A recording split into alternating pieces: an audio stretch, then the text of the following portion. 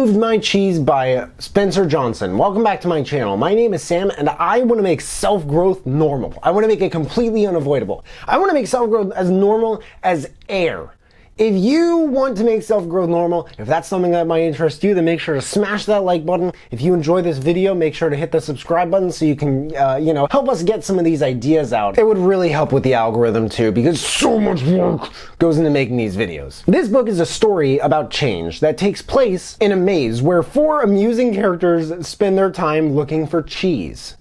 Cheese. Cheese being a metaphor for what they want most in life. Whether it's more money, more free time, a relationship, a big house, freedom, health, recognition, spirituality, or even peace, or an activity like jogging or golf. We all have our own cheese, and it's what makes us happy. But it can really suck when it's taken away from you, right? Am I right, guys and gals? Am I right? The story in this book has been credited with saving marriages and lives.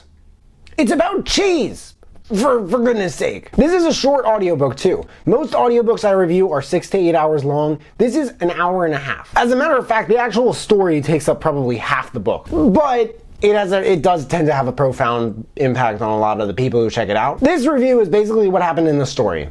From the perspective of, I guess I'm kind of talking about like a hypothetical, here's what happens when it's like for you or me. Again, it's a very short story, and I like the discussion that a couple students had afterward, after one of them told it to the others. They discussed how it applied to them on professional and relational levels. And afterward is an afterword by the author about what has changed drastically since the book has come out, like how, ideas are being spread so much faster on the internet and how people have gotten the book and heard about it for reasons that have nothing to do with business, although it was originally written for people in business. Although the author wrote it when there were things that were going on in his life that had nothing to do with business. So this is a fun story. I think they wrote it about something silly and random but trivial, like cheese, so they can make it more relatable and understandable and fun, of course, again, like in a way that's still like, who moved my cheese? Like, where is it? Like, you say to someone that you're reading a book called Who Moved My Cheese, and they're like, what? What's that about? I swear we had all the cheese in the world.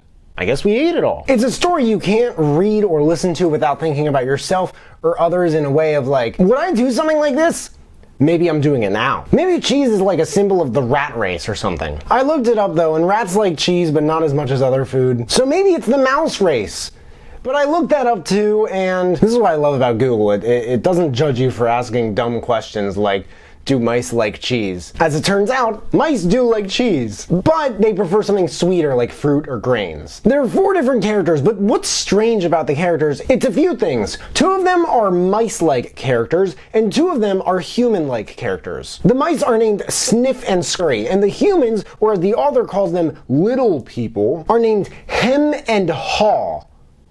Have you ever met someone named Hem or Haw? Have you ever met anyone ever or heard of anyone ever named Hem? If so, I have another question for you. Have you ever met anyone or ever heard of anyone ever named Haw? If you have, then your name must be Sniff or Scurry, because I have not. To put it in terms of actual people, when you find what you want, you'll take it. Sure, you'll take the cheese, but what do you do when there's none left? I don't know. At some point in your life, let's admit it, you had to have just sat there in denial. Like, there's no way I'm going anywhere else. I demand more cheese. I am not going anywhere until there is more cheese right in front of my face right here. Maybe it's the metaphor for the rise of obesity and lethargic behavior in America. I'm just kidding. That's one option though, staying in denial. But maybe, or at least hopefully, you would realize pretty quickly that denial doesn't get you any cheese. Sometimes, however, you need self-reminders. So, reminders that denial doesn't get you more cheese.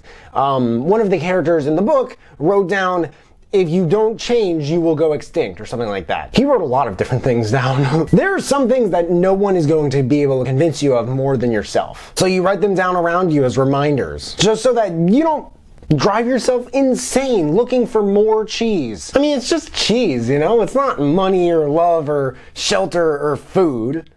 Is it?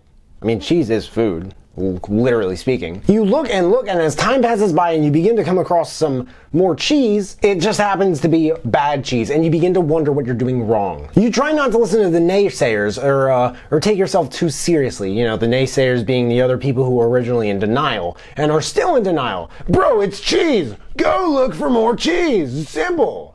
Like, really.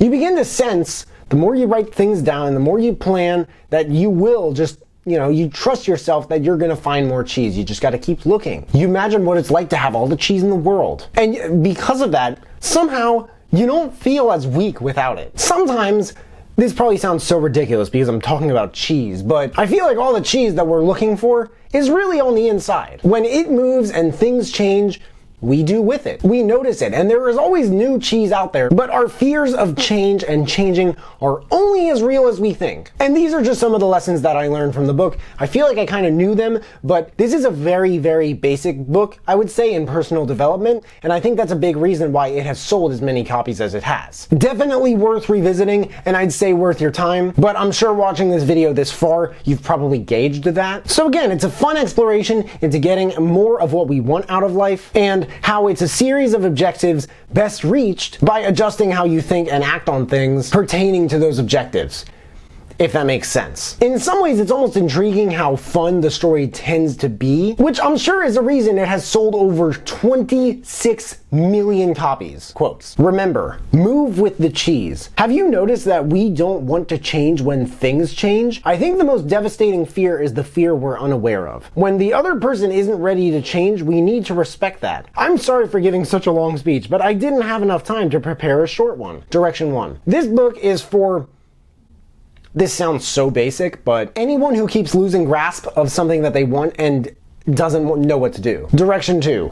This book is almost like in a Disney cartoon-like way, a story that so actively yet accessibly reflects lessons you would find in some of my personal favorite books, mine, and many other self-growth advocates. From early and late last century, I'd recommend checking out, Think and Grow Rich by Napoleon Hill and Rich Dad, Poor Dad by Robert Kiyosaki. Who Moved My Cheese by Spencer Johnson. There's a link in the description if you guys want to check it out and read the reviews. That and all the other books I mentioned in this video if you want to check those out too. If there are any other books that you guys want me to check out and review, please let me know in the comments below. Also, let me know if you checked out this book and you liked it. If you guys buy anything through the links in the description, then I get commission, which helps me build this channel and keep making these videos. But hey, make sure to smash that like button, subscribe if you haven't already, because I don't get why people watch this far into my videos and they don't subscribe. But if you have subscribed and you want to turn it up just a notch and turn on that notification bell to get a notification whenever I drop new videos, that would mean the world to me.